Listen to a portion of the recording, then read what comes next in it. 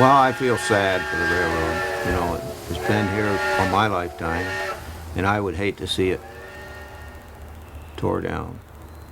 I was hoping that CP would take it over because they have the resources, they have knowledgeable people and things, and from what I heard, that you know that this place would pick up, and so it don't look like anybody would take it. Other than that, it was going to do anything other than finish picking the bones.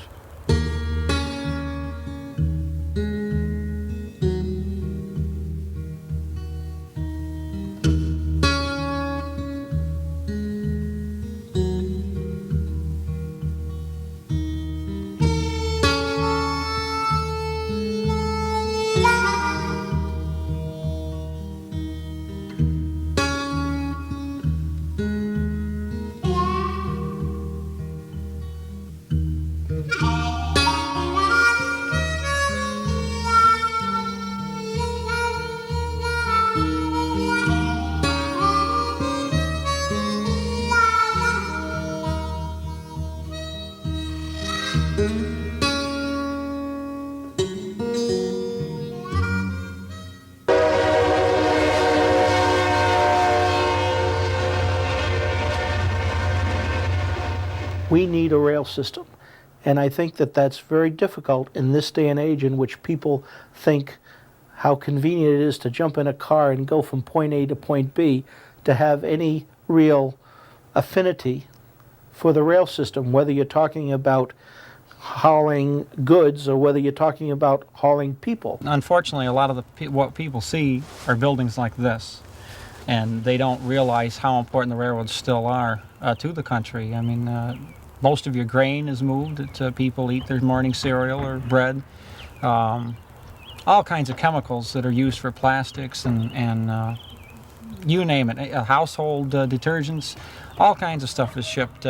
Commodities, which people don't think are shipped by rail anymore, are shipped by rail still. And unfortunately, the image they have of railroads are old derelict buildings like this. This is what they see. So they think, well, you know, the railroads are something of the past, they're died out. I think railroads probably have had their day. And it really makes me feel badly because railroads generally didn't treat the passenger traffic after World War II the way they should have. They just thought, well, we're going to be hauling freight anyway, so we're not going to worry about the schedule, we're not going to worry about the passenger amenities, the conveniences. And so they let it go, but they didn't get the freight.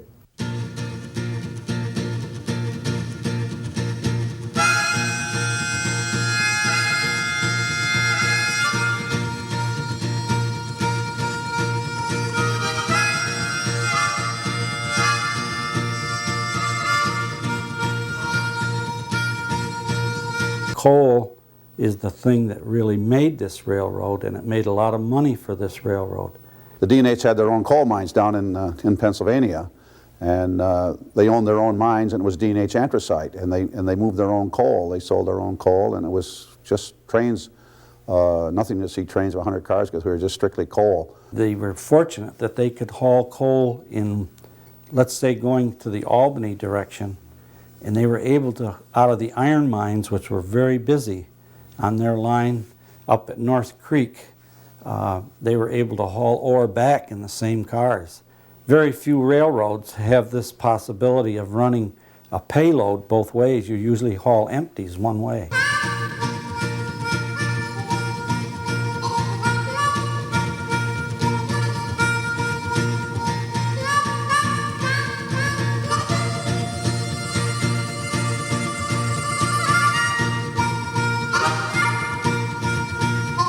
When you once made the railroad here in Oneonta, you once got on the D&H, you were set for life. The railroad was nice. We used to work 6 days a week over there.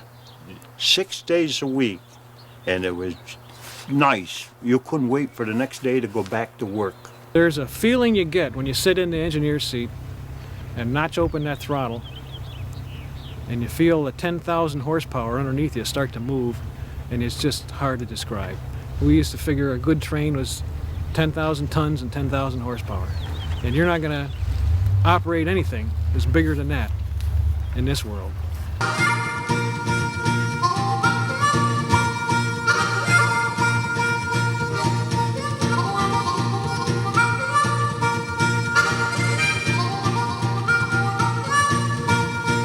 just think of the community when the whistles blew at 4 o'clock, at 12 o'clock, and you saw almost a horde of people coming out of the D&H rail yards, grimy-faced, work uniforms, getting back, trying to get back home, and a new set of shiny-faced people going to work.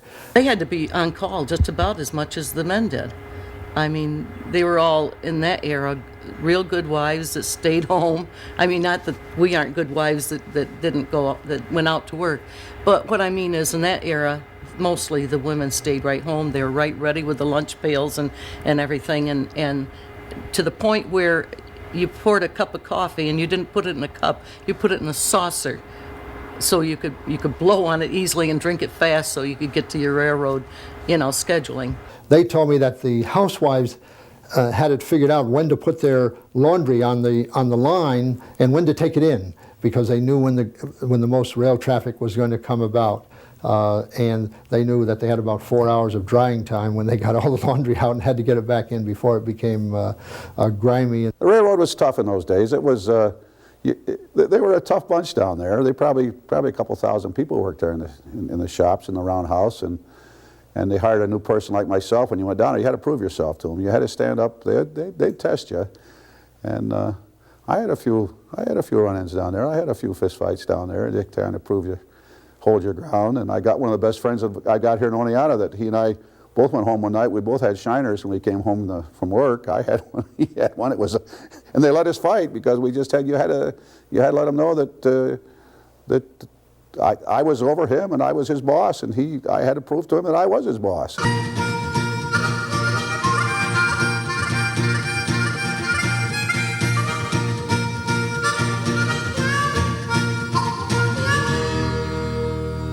The caboose that you see here is actually a very famous landmark, and it's probably what Oneonta is really noted for. Because it was in this caboose better than 100 years ago, it was actually September 1883, that the Brotherhood of Railroad Trainmen was founded. And to give you a little background on why this came about, back in the old days, being a railroad man was a very dangerous business. And the workers, like the brakemen, would have to scramble along cars, on the top of cars while the trains were moving, to set handbrakes. And sometimes in wintertime the platforms would be icy, and a lot of men lost their lives. And when men lost their lives, there was really no benefit of any kind for the widows. And so it was because of this that the railroad workers wanted to have some kind of a union where they could have some kind of life insurance and death benefits. And so they actually met in McCrum Hall on Main Street, and then they moved from there to the caboose, which was used as kind of a workman's shanty at the time. And there were 8 men, and they formed what was originally the Brotherhood of Railroad Brakemen, and that was in 1883, and then I believe it was in 1889 that it was changed to Brotherhood of Railroad Trainmen, which eventually became the largest railroad union in the world.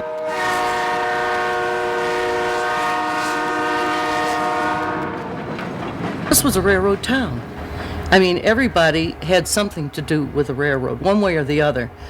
In fact, this town, as far as I'm concerned, and I think a lot of other people, wouldn't even be here if it wasn't for the railroad. The whole fate of Oneonta has been tied up with the railroad, because if you look at a map of New York State before 1850, Oneonta wasn't even shown. But after 1865, when the railroad arrived, all of a sudden the village mushroomed overnight. Actually, the D&H started as a canal company down in Pennsylvania, and their main product was coal, moving the coal from the mines in Pennsylvania to the industrial centers of the Northeast. And they were always looking for a way to move this coal quicker, more economically. And of course, in the wintertime, the canals froze up, so they couldn't move it at all in the wintertime. So the railroad was a progression of that, and that's how the D&H ended up taking over the Albany and Susquehanna Railroad, which ran through Oneonta, of course, between Albany and Binghamton. The railroad in Oneonta obviously grew as they moved more and more of their support facilities here, and as a result, the town itself grew. Main Street and all the stores and all were developed actually from the revenue that came in from people working down in the shops in the Oneonta area. And as more and more facilities were brought in, the shops were increased in size, the roundhouse opened up, more and more people were brought into the area from other parts of the D&H and from other railroads across the Northeast, and people who had never worked on the railroads. It just kept employing more and more people until it became the most important employer in the area. I was looking up last night some statistics on it, and we had at one time over 70% of our jobs were railroad or railroad related, specifically the D&H. I don't believe that the colleges would have located here if it weren't for the rail transportation system that was in place in Oneonta because of the D&H. Oh, geez, these tracks would be full. They'd be coming in, going out, coming in, going out. The roundhouse turntable, which operated 24 hours a day, had a locomotive on that turntable every 2 minutes. At one time, they had right here four steam engines before the diesels. 4 steam engines right here on the north end here, working, switching cars around. Then they had 2, 3 on the other end, working, switching cars around, making trains, you know, and it was really busy. It was really busy at one time. I loved that. The highest number of trains passing through Oneonta would probably have been during World War II as part of the war effort. Between passenger and freight, and of course a lot of the passenger trains were troop trains carrying young men to ports on the East Coast for transportation to the war front in Europe. One car right after another, just covered with men, just loaded, hanging out the window, waving to us, and we're throwing them kisses and everything. You have to understand, we were just young teenagers, full of vinegar, just ready to go, you know, just thrilled with the idea of all these men coming through Oneonta. The Roundhouse, which was opened in 1906, was the largest of its kind in the world at the time it was opened. And the company, Delaware and Hudson, needed a roundhouse this size because of the tremendous growth in both freight and passenger business. The roundhouse had 52 stalls, and the original turntable was an 85-foot turntable. And this was later enlarged to 105-foot when the company went to larger locomotives in the 1940s. And the roundhouse was equipped to do just about any repair that would be required on a steam locomotive. A steam locomotive was a very complex machine, was very labor intensive. In addition to all of the machinists and shopmen that were required, there was also a need for hostlers who would bring the locomotives in, back them into their proper spot, and then keep a fire going so whenever they had to go out on a train that they'd be ready to go. And of course they'd have them pointed in the right direction so they could bolt up. Because unlike a diesel, a steam locomotive could only hitch on one end of a train, and it would have to pull on it from the end of the tender. And then, of course, in the late 1940s and early 50s, the company began to go to diesels. And the diesels created a revolution in the railroad industry because of the fact that they were bidirectional, that they didn't have to be turned, so they could be stored pretty much any place.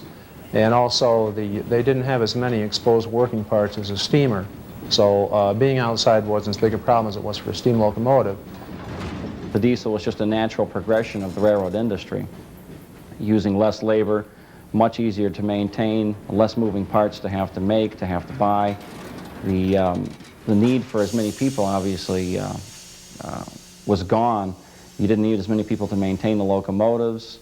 The diesels, obviously, you just had to have somebody fuel them. You didn't have to worry about handling coal. You didn't have to worry about handling water like you did with a steam locomotive.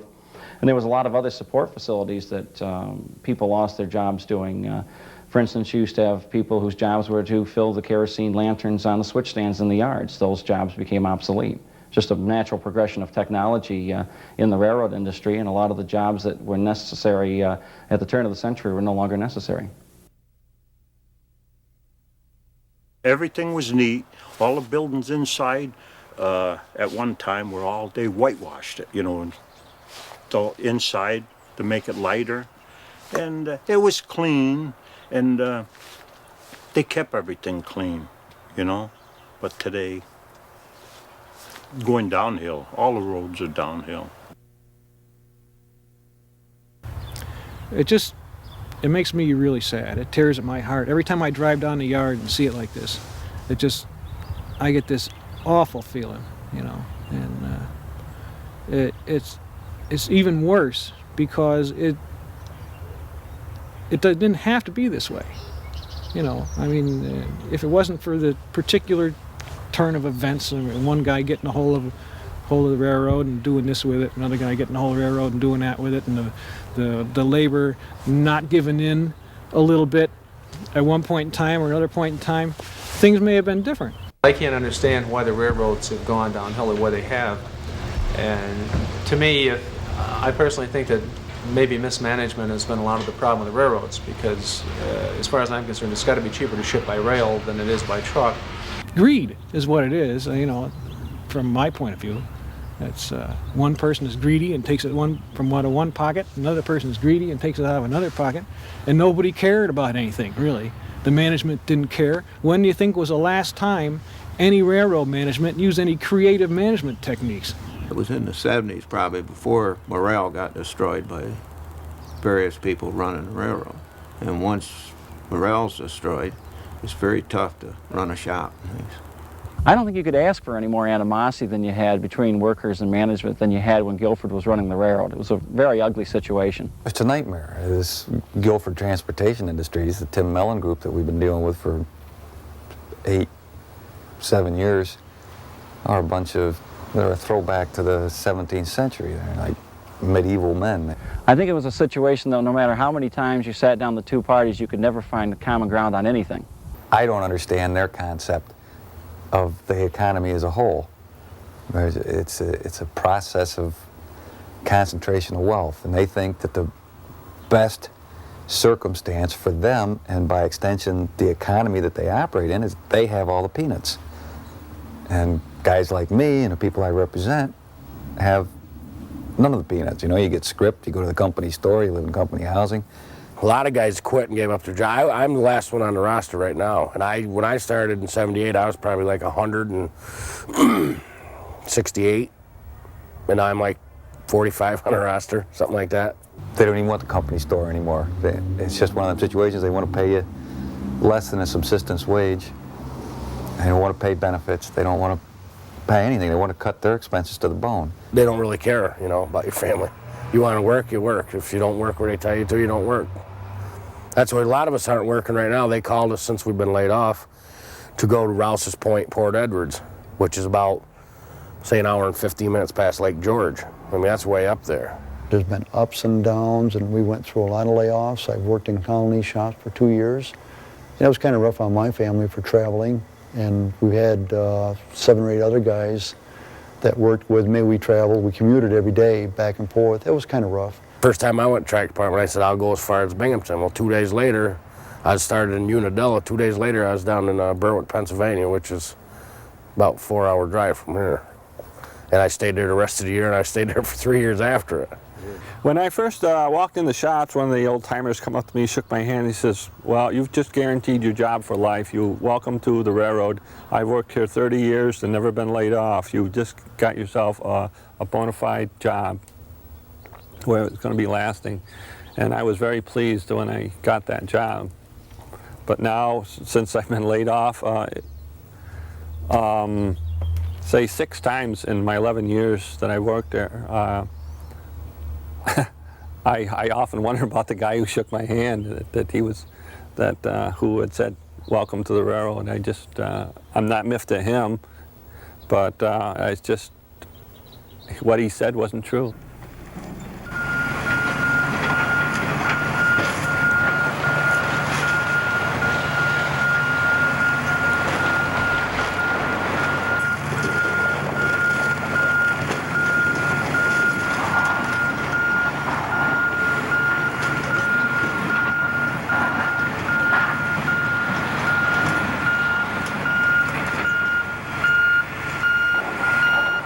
This kind of finishes railroading in Oneonta for good.